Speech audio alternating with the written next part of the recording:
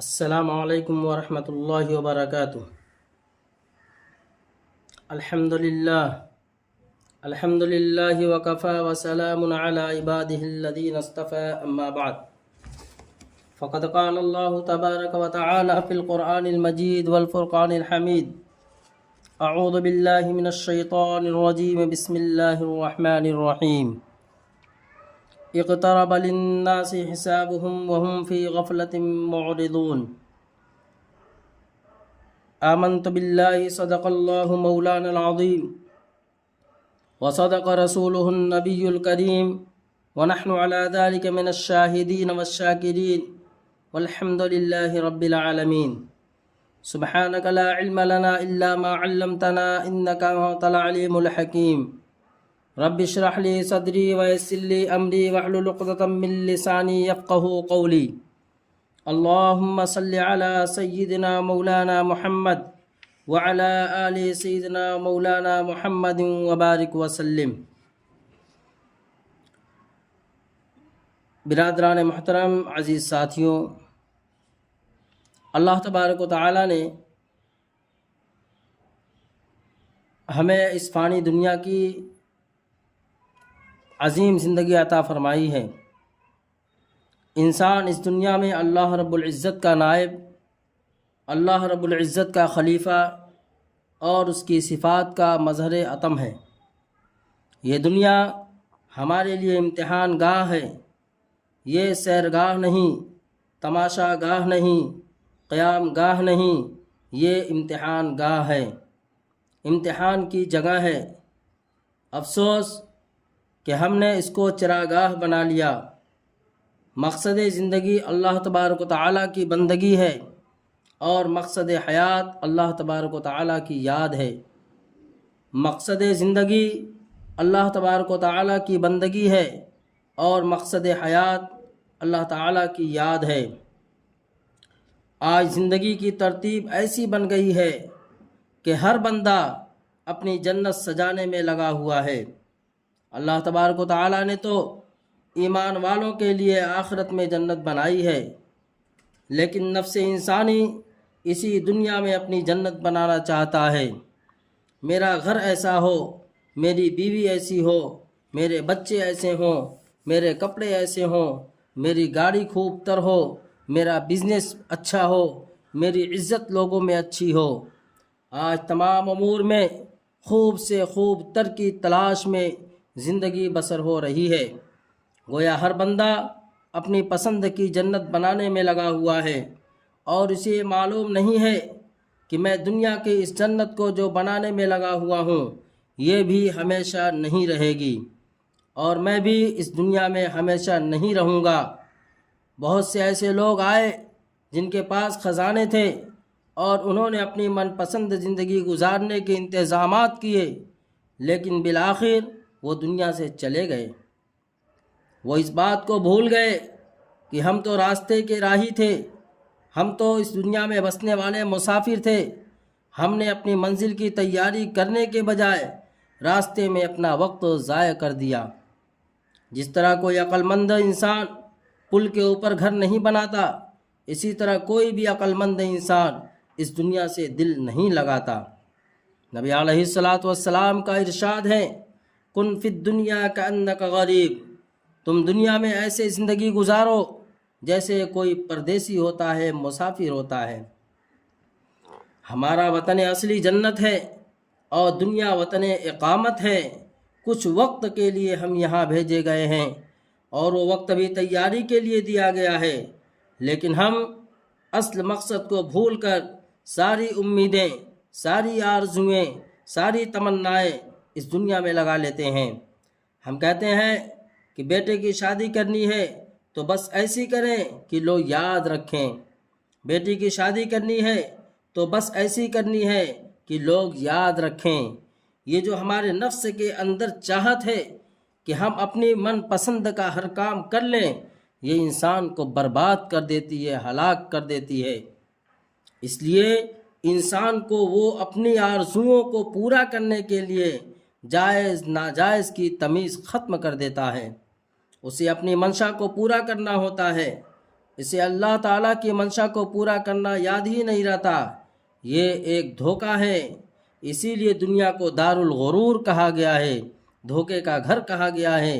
یہ دھوکہ لکھے پڑھوں کو بھی لگ رہا ہے، عقل مندوں اور سمجھداروں کو بھی لگ رہا ہے، دانا اور بینا لوگوں کو بھی لگ رہا ہے۔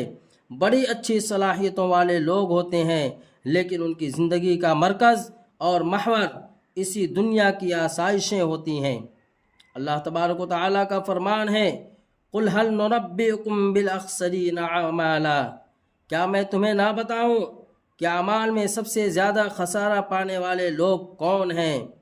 آگے فرمایا، الَّذِينَ ضَلَّ سَعْيُهُمْ فِي الْحَيَاةِ الدُّنْيَا وَهُمْ يَحْسَبُونَ أَنَّهُمْ يُحْسِنُونَ صُنْعًا، وہ لوگ جن کی ساری کوششیں اسی دنیا کی زندگی کو بنانے میں لگ گئیں اور وہ یہ سمجھتے ہیں کہ ہم تو بڑے اچھے کام میں لگے ہوئے ہیں۔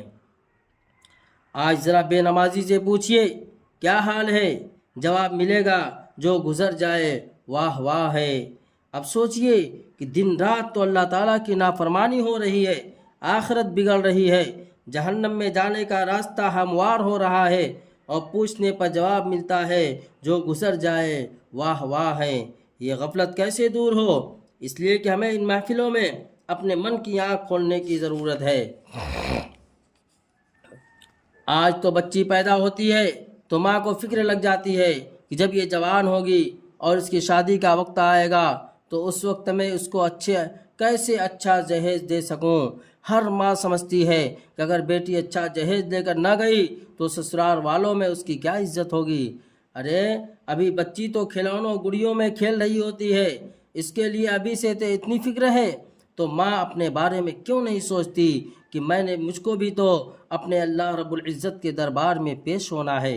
اگر میں وہاں نیکیوں کا جہیز لے کر نہ گئی تو وہاں میری کیا عزت ہوگی، میں اپنے رب کو کیا منہ دکھاؤں گی۔ اگر کسی تقریب میں جانا ہو یا لوگوں سے ملنا ہو تو عورتیں فوراً منہ دھوتی ہیں، اچھے کپڑے پہنتی ہیں اور تیار ہوتی ہیں۔ یہ کیا معاملہ ہے؟ ہر ملاقات کے لیے تیاری، ہر تقریب کے لیے تیاری۔ قیامت کے دن اللہ رب العزت سے بھی ملاقات کرنی ہے۔ اللہ تعالیٰ ارشاد فرماتا ہے، مَن كَانَ يَرْجُو لِقَاءَ رَبِّهِ فَلْيَعْمَلْ عَمَلًا صَالِحًا وَلَا يُشْرِكْ بِعِبَادَةِ رَبِّهِ أَحَدًا، جس کو یقین ہو کہ مجھ کو اپنے پروردگار سے ملاقات کرنی ہے، اسے چاہیے کہ وہ اپنے نیک اعمال کرے، وہ اپنے رب کی عبادت میں کسی کو شریک نہ بنائے، اپنے دل میں کسی غیر کی محبت کو نہ آنے دے۔ یہ جو نفسانی، شیطانی، شہوانی تعلقات ہوتے ہیں، یہ حقیقت میں شرک ہوتا ہے۔ بندہ سمجھتا ہے تعلقات ہوتے ہیں، یہ حقیقت میں شرک ہوتا ہے۔ بندہ سمجھتا ہے کہ یہ میرے اچھے تعلقات ہیں۔ وہ محبت جو اللہ رب العزت کا حق ہے، ہم وہ مخلوق کو دے رہے ہوتے ہیں۔ کسی تصویر کی ایسی چھاپ لگ جاتی ہے، دن میں بھی اسی کا خیال، رات میں بھی اسی کا خیال، اس کے فون کا انتظار، اسی سے بات کرنے کو بے قرار۔ نوجوانوں کو تو حالت ہی بدتر سے بدتر ہوتی جا رہی ہے کہ ان کو ہر وقت اپنے عشق لڑائے ہوئے تصویر کی، عشق لڑانے والے اپنی حسیناؤں کی اور معشوقہ کی تصویر ان کے دلوں میں ہمیشہ گھومتی رہتی ہے۔ اللہ رب العزت فرماتے ہیں، وَمِنَ النَّاسِ مَن يَتَّخِذُ مِن دُونِ اللَّهِ أَندَادًا يُحِبُّونَهُمْ كَحُبِّ اللَّهِ، یہ بت ہے جن کی وجہ سے انسان بت پرست بنتا ہے۔ یاد رکھیں، شہوت پرستی، زن پرستی، زر پرستی، نفس پرستی، یہ سب کی سب بت پرستی ہی کی اقسام ہیں۔ خدا پرستی کوئی اور چیز ہوتی ہے۔ اگر آج آپ غور کریں تو ہماری سب آرزوئیں اور تمنائیں اسی دنیا کے بارے میں ہے، الا ماشاء اللہ۔ کاش ہم اللہ رب العزت کی رضا کو اپنی آرزو بنا لیتے۔ تیری دعا سے قضا تو بدل نہیں سکتی، تیری دعا سے قضا تو بدل نہیں سکتی، مگر ہے اس سے ممکن کہ تو بدل جائے۔ تیری دعا ہے کہ ہو تیری آرزو پوری، تیری دعا ہے کہ ہو تیری آرزو پوری، میری دعا ہے کہ تیری آرزو بدل جائے۔ اللہ کرے کہ ہماری امیدوں کو انتہا، ہماری محبتوں کا مرکز اور محور اللہ رب العزت کی ذات بن جائے۔ ہم اس کی یاد میں زندگی گزاریں، اسی کے لیے اداس ہوں، اسی کے لیے دن گزاریں، راتیں گزاریں، یوں گویا ہم اللہ تعالیٰ سے ملاقات کے انتظار میں ہوں گے۔ اسی کیفیت کے بارے میں نبی علیہ الصلاۃ والسلام نے ارشاد فرمایا، التجافی عن دار الغرور والانابۃ الی دار الخلود۔ دنیا کی زندگی عارضی اور فانی زندگی ہے جو بالآخر ختم ہو جانی ہے، اور آخرت کی زندگی ہمیشہ ہمیشہ باقی رہنے والی زندگی ہے۔ اس دنیاوی زندگی کا کوئی بھروسہ نہیں کہ کب ختم ہو جائے۔ اللہ تعالیٰ ارشاد فرماتا ہے، اقترب للناس حسابهم وهم فی غفلۃ معرضون۔ انسانوں کے حساب کا وقت قریب ہو گیا اور وہ اپنی غفلت کے اندر سرگرداں ہے۔ ہمیں اس بات کا احساس ہی نہیں کہ ہر دن ہمیں ہماری قبر کے قریب سے قریب تر کر رہا ہے۔ ہماری زندگی کی مہلت کم ہوتی جا رہی ہے اور ہم اس بات سے بے پرواہ ہو کر زندگی گزار رہے ہیں۔ امام غزالی رحمۃ اللہ علیہ فرماتے ہیں، اے دوست، تجھے کیا معلوم کہ بازار میں وہ کپڑا پہنچ چکا ہو جسے تیرے کفن بننا ہو۔ ہم موت کو بھول جاتے ہیں، موت تو ہمیں نہیں بھولتی۔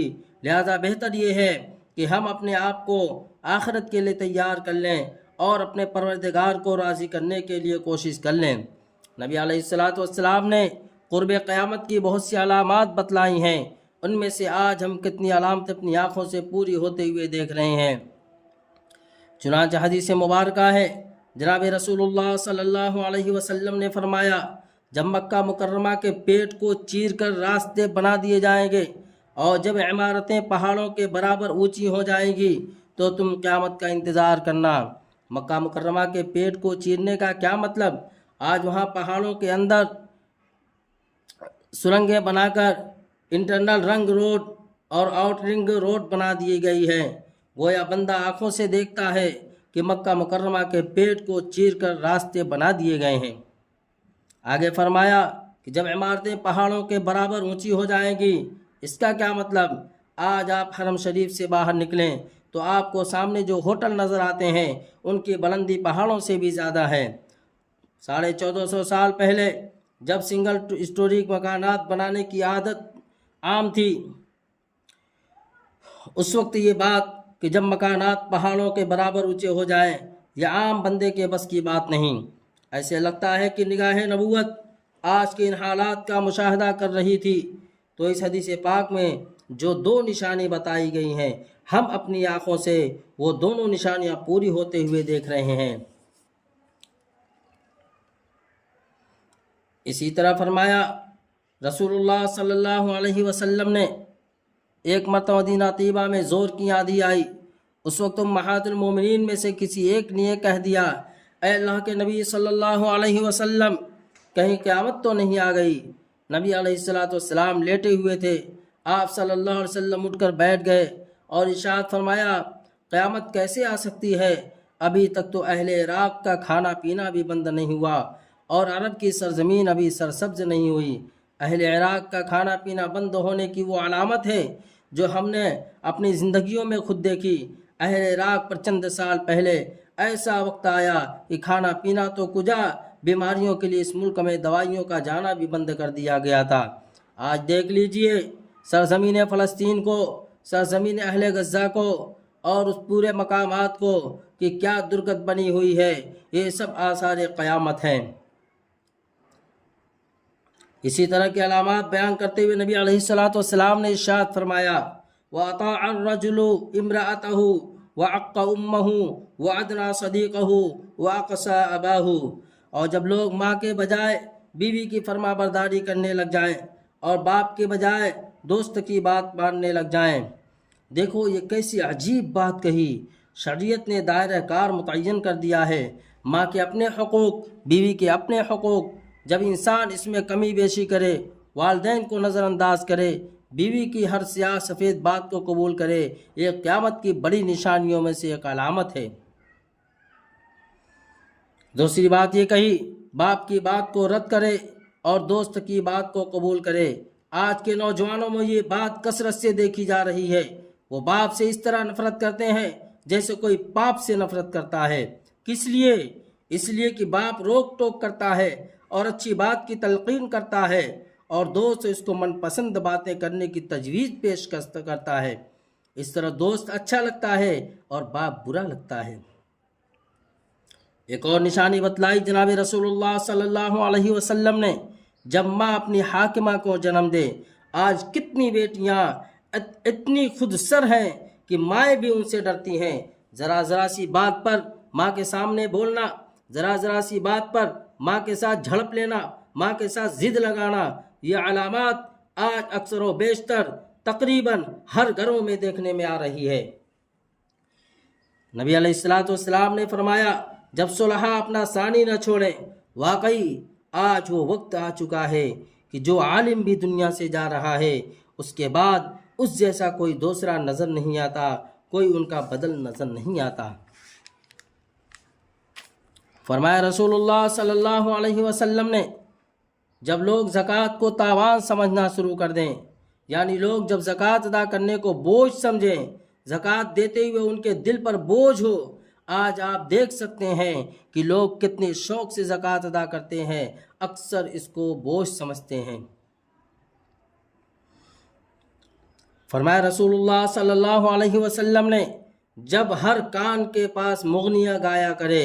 آج یہ سیل فون ایسے بن چکے ہیں کہ جن میں ٹیلی فون کی رنگ ہی نہیں، ان میں میوزک ٹونز ہیں یا گانوں کی مختلف دھنیں ہیں۔ طواف کرتے ہوئے ایک نوجوان کو دیکھا کہ اچانک اس کا فون آیا تو کسی انڈین فلم کا ایک گانا شروع ہو گیا، اور اس نوجوان نے جیب سے فون نکال کر اٹینڈ کیا۔ اب بتائیے، جب بیت اللہ شریف کے سامنے طواف کی حالت میں بھی ان گانے والیوں کی آواز کانوں میں پڑے گی تو کیا یہ قیامت کی نشانی نہیں ہے؟ مسجدوں کے اندر نماز کی حالت میں یہی موسیقی سننے میں آتی ہے، کیونکہ لوگ موبائل بند کرنا بھول جاتے ہیں۔ فرمایا رسول اللہ صلی اللہ علیہ وسلم نے، جب عریانی، فحاشی اور زنا عام ہو جائے۔ آج اس بات سے بخوبی واقف ہیں کہ آج عریانی کتنی عام ہوتی چلی جا رہی ہے۔ ایسے وقت میں فرمایا رسول اللہ صلی اللہ علیہ وسلم نے کہ جب تم دیکھو گے کہ لوگ کپڑا پہنے ہوئے ہوں گے پھر بھی ننگے نظر آئیں گے، جب تم دیکھو گے کہ لوگ شارٹ کپڑا پہننا پسند کرنے لگیں گے، تو اس وقت آندھیوں کا آنا اور زلزلوں کا آنا عام ہو جائے گا۔ دیندار لوگوں کو قتل کرنا، چن چن کر قتل کیا جائے گا۔ آج ہم دیکھ رہے ہیں کہ دیندار لوگوں کو دنیا میں جینے کا کوئی حق نہیں دیا جاتا۔ ہر جگہ مسلمان ہی پس رہے ہیں، بلکہ ان کو باقاعدہ پلاننگ کے ساتھ چن چن کر قتل کیا جا رہا ہے۔ کئی مرتبہ جب انسان کو کھانا مل جاتا ہے تو وہ خدا کے لہجے میں بولنا شروع کر دیتا ہے۔ چنانچہ ایسے بندوں کو ان کی اوقات دلانے کے لیے اللہ تبارک و تعالی بعض اوقات زمین کو جھنجھوڑ دیتے ہیں۔ چنانچہ عبرت حاصل کرنے کے لیے اس کی تھوڑی سی تفصیل عرض کر دیتا ہوں۔ زلزلے آنے کی دو وجوہات ہوتی ہیں، ایک طبعی اور دوسری شرعی۔ جب یہ زمین طبعی وجوہات، جب یہ زمین بنی تو یہ انتہائی گرم حالت میں تھی، اوپر کی سطح ٹھنڈی ہو گئی، مگر اس کے اندر ابھی بھی مولٹن میٹل موجود ہے، یعنی آگ موجود ہے۔ اب جب کبھی آپس میں سٹل ہوتی ہے تو زمین کے اوپر زلزلے کی کیفیت محسوس ہوتی ہے۔ یہ زلزلہ زمین کے مختلف حصوں میں آتا رہتا ہے، حتیٰ کہ ہر دن میں دنیا میں 100 زلزلے آتے ہیں، مگر چونکہ وہ معمولی نوعیت کے ہوتے ہیں اس لیے لوگ ان کو نوٹ ہی نہیں کر پاتے، فقط آلات کے ذریعے ہی ان کا پتہ چلتا ہے۔ شرعی وجوہات، زلزلے آنے کی ایک وجہ شرعی نوعیت کی بھی ہوتی ہے۔ کبھی کبھی انسانوں کے اعمال اتنے بگڑ جاتے ہیں کہ اللہ تبارک و تعالیٰ ان کو جگانے کے لیے زمین کے ٹکڑے کو ہلنے کا حکم دیتے ہیں اور زمین ہلنے لگ جاتی ہے۔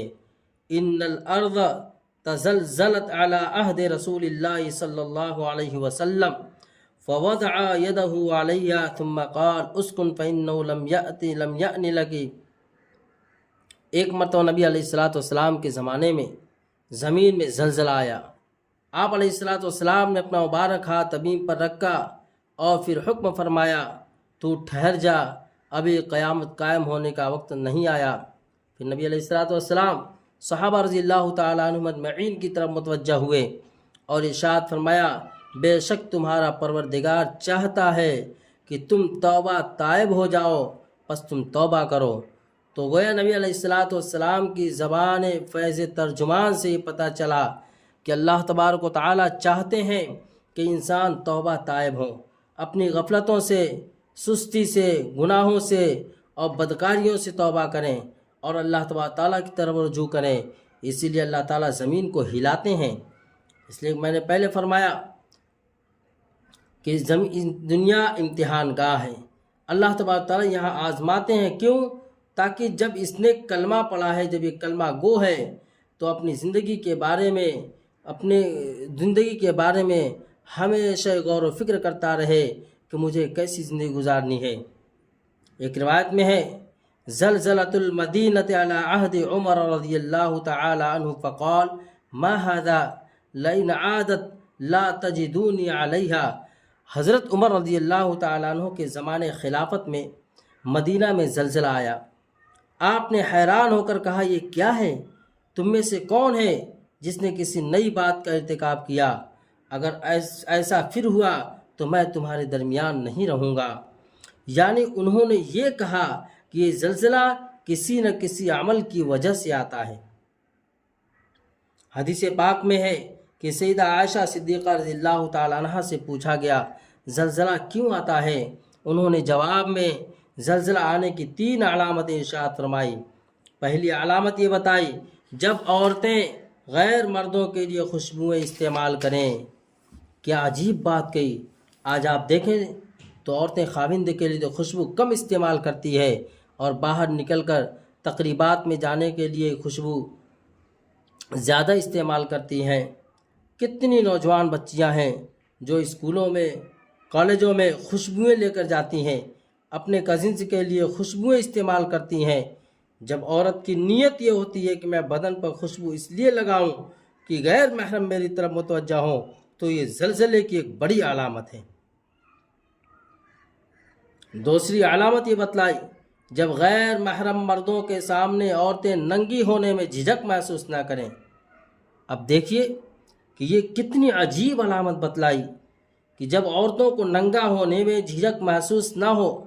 اس ننگا ہونے کے بھی درجات ہیں۔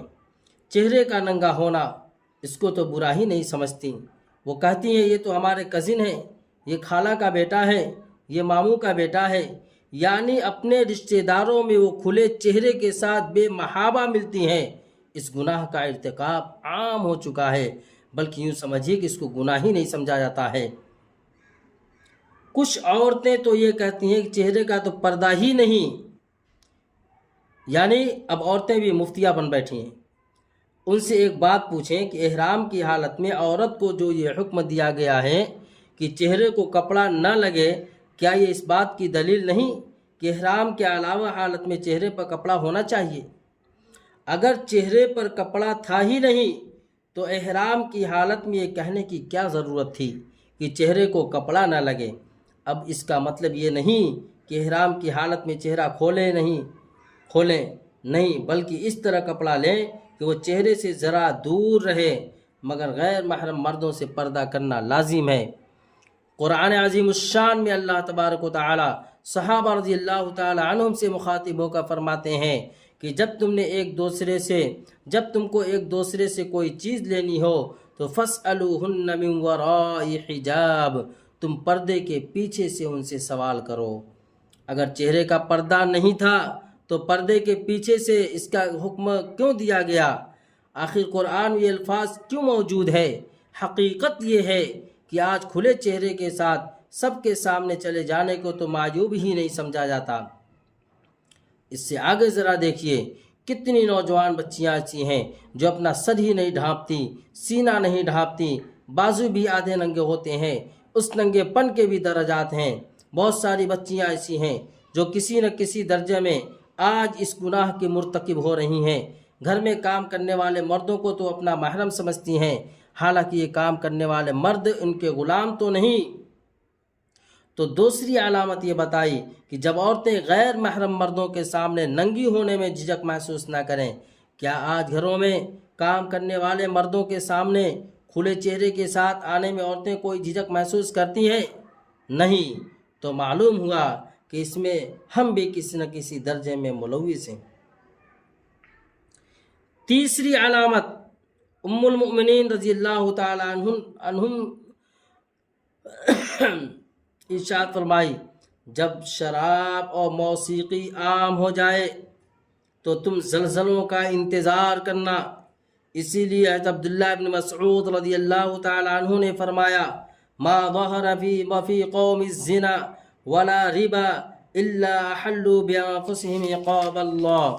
جب کسی قوم کے اندر سود اور زنا عام ہو جائے تو وہ اپنے آپ کو اللہ کے عذاب کے لیے پیش کر دیا کرتی ہیں۔ یہاں دو گناہوں کا تذکرہ، ایک زنا کا گناہ، دوسرا ربا کا گناہ۔ یہ زنا کا گناہ بھی عام ہے۔ ایک ہوتا ہے مبادیات زنا، یہ تو بہت عام ہو چکی ہیں۔ غیر محرم کی طرف دیکھنا، آنکھوں کا زنا۔ آج 100 میں سے چند لوگ ہی قسمت والے ایسے ہوں گے جو اپنی نگاہوں کی 100% حفاظت کرتے ہوں گے، وگرنہ تو مردوں کی نگاہیں عورتوں کو تلاش کرتی پھر رہی ہیں اور عورتوں کی الٹی سیدھی نگاہیں مردوں پر پڑ رہی ہوتی ہیں۔ کانوں کا زنا بھی عام ہے۔ یہ سیل فون ایسی مصیبت ہے کہ کئی گھنٹوں تک غیر محرموں کے ساتھ فون پر باتیں ہو رہی ہوتی ہیں، میسج بھیجے جا رہے ہوتے ہیں۔ دل کے اندر غیر محرم کا تصور باندھنا دل کا زنا ہے۔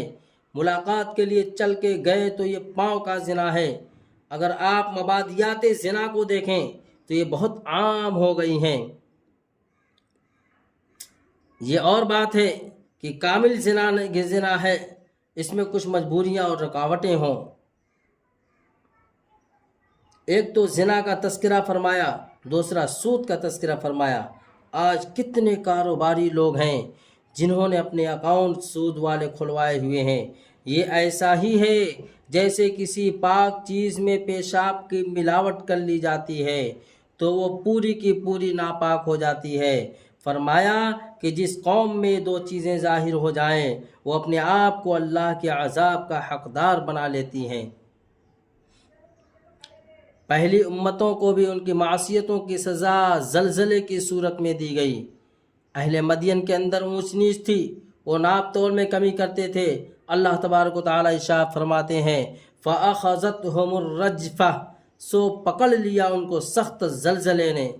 حضرت موسیٰ علیہ السلام کے ساتھ 40 لوگ کوہ طور پر گئے تھے، لیکن پھر انہوں نے بہانہ بازیاں شروع کر دیں کہ ہمیں کیا پتہ کہ اللہ سے ہم کلامی ہوئی یا نہیں۔ اللہ تعالیٰ ارشاد فرماتے ہیں، فَلَمَّا أَخَذَتْهُمُ الرَّجْفَةُ اللہ تبارک تعالیٰ نے اس کی بنیاد پر ان کو پکڑ لیا۔ قارون نے اللہ تعالیٰ کا حکم پورا کرنے میں کوتاہی کی۔ اللہ تبارک و تعالیٰ فرماتے ہیں، فَخَسَفْنَا بِهِ وَبِدَارِهِ الْأَرْضِ ہم نے اس کے گھر کو زمین کے اندر دھسا دیا۔ آپ یہ مت سوچیں کہ زمین کے اس حصے میں تو زلزلے نہیں آتے۔ جب شرعی وجوہات ہوتی ہیں تو زمین کے کسی بھی ٹکڑے کو اللہ تعالیٰ ہلا سکتے ہیں۔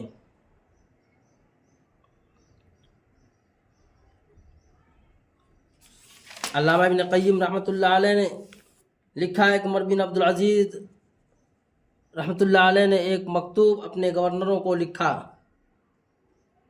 جب بھی تم زمین میں زلزلہ محسوس کرو تو تم اللہ تعالیٰ کے سامنے اپنے گناہوں سے توبہ کرو، میدان میں نکل کر اللہ کے سامنے گریہ و زاری کرو، دعا کرو، اپنے مال کو اللہ کے راستے میں صدقہ کرو۔ چنانچہ علماء نے لکھا ہے ایسے وقت میں وہ دعائیں مانگنی چاہیے جو انبیاء کرام علیہ السلام نے مانگی تھی اور اللہ تعالیٰ نے ان کو مصیبتوں سے نکالا تھا۔ فرمایا، ربنا ظلمنا انفسنا وان لم تغفر لنا وترحمنا لنکونن من الخاسرین۔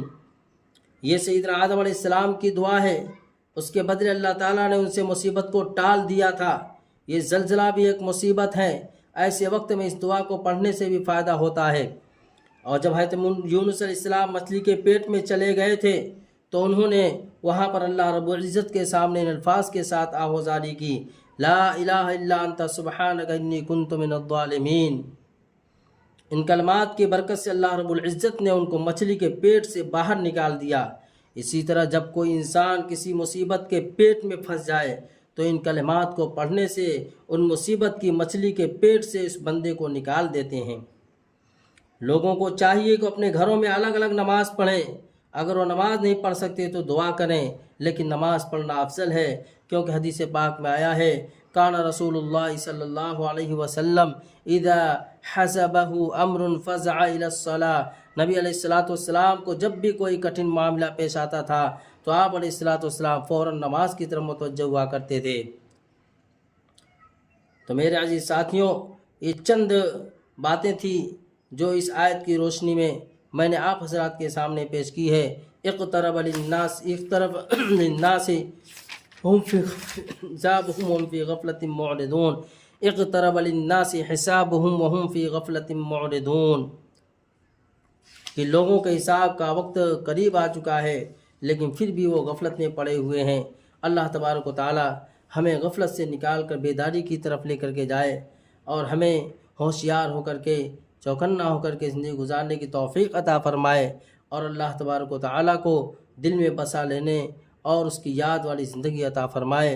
وآخر دعوانا الحمد للہ رب العالمین۔